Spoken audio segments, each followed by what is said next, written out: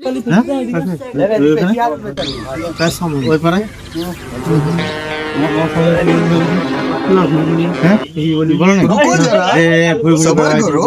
না বাবারে বলতে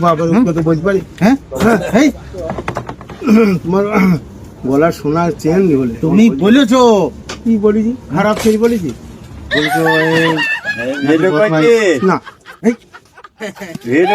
চলো এই কিসে হাত ধরছেন তাহলে হাত দেখো চলো হ্যাঁ আমি কারো অন্যায় কথা বলি না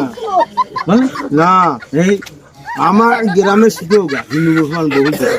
পাড়া বলেছে এই হাত তোলা পড়া